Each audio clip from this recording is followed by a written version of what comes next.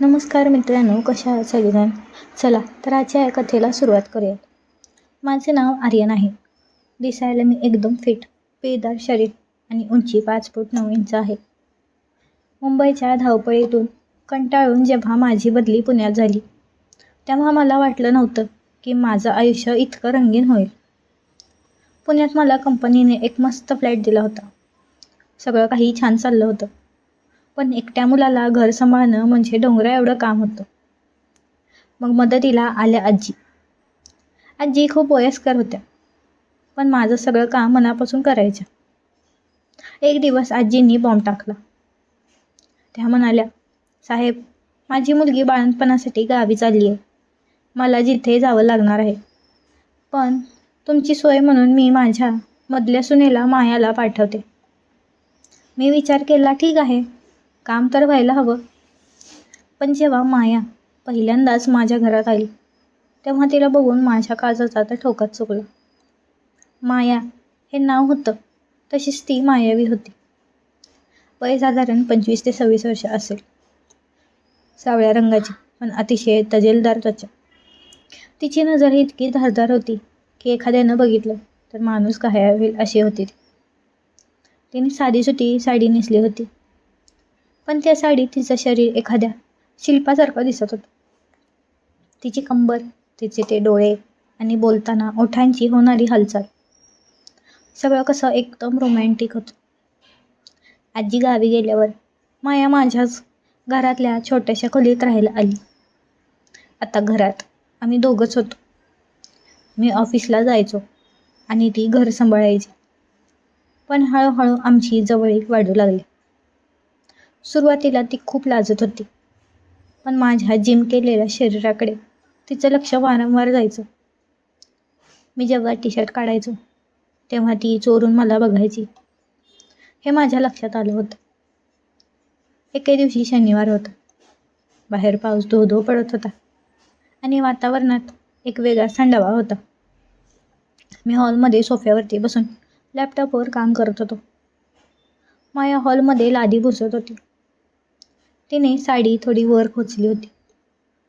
तिचे ते पाय आणि पुसताना होणारी शरीराची हालचाल बघून माझं कामातलं लक्ष पूर्णपणे उडालं होतं.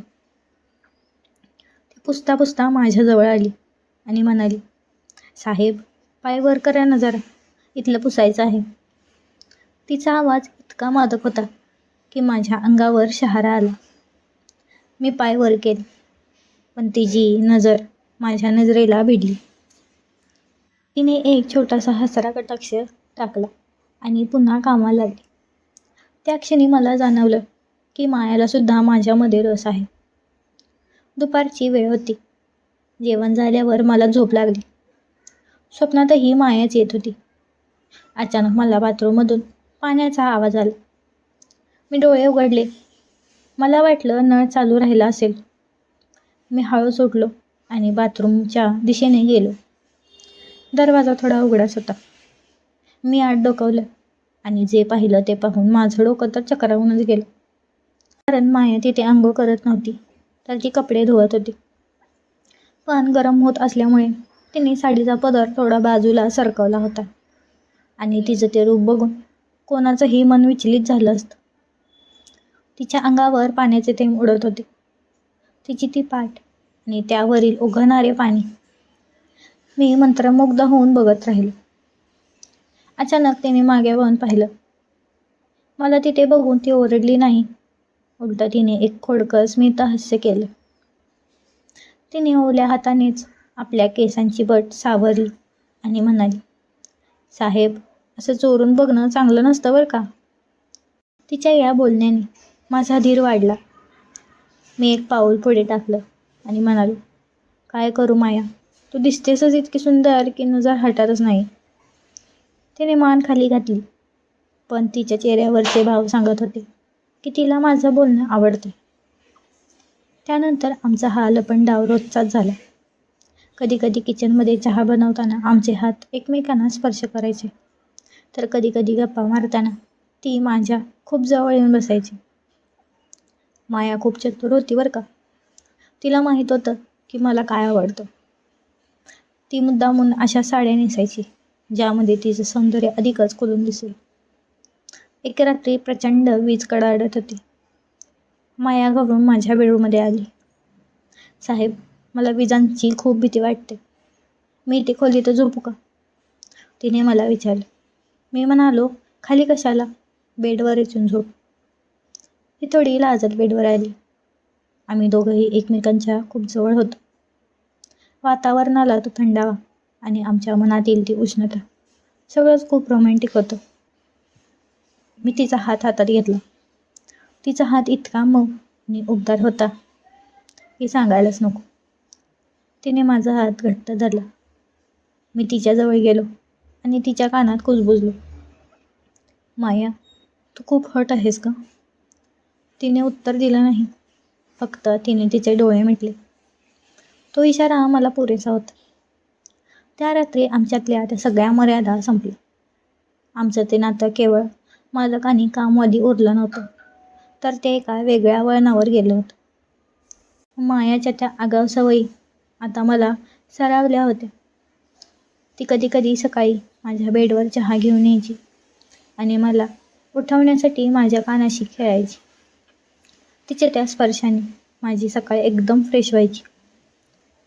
ऑफिसला जाताना तिला मिठी मारल्याशिवाय मला चैनच पडायचा नाही. एकदा मी ऑफिसमधून लवकर आलो.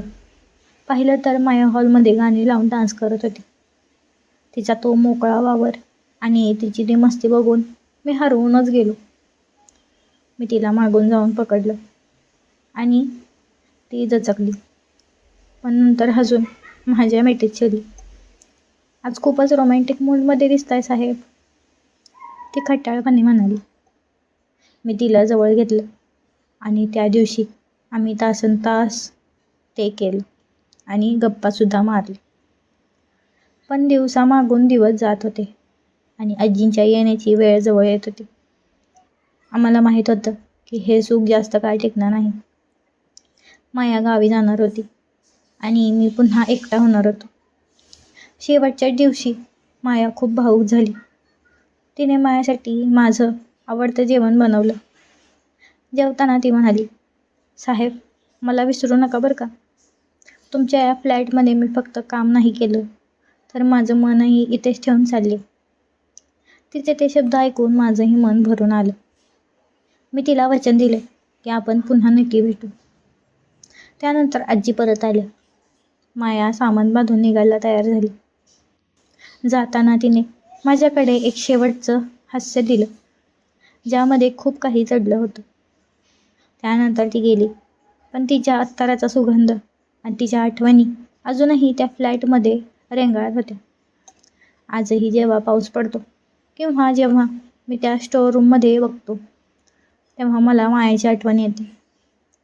ती मोलकरीण म्हणून आली होती, पण आयुष्यात एक अशी वादळी प्रेमसंघटना देऊन गेली, जी मी कधीच विसरू शकणार नाही. मित्रांनो, तुम्हाला ही कथा कशी वाटली हे मला कमेंटमध्ये नक्की सांगा. अशाच कथा ऐकण्यासाठी माझ्या चॅनलला नक्की सबस्क्राईब करा. भेटूया पुढच्या व्हिडिओमध्ये. तोपर्यंत धन्यवाद.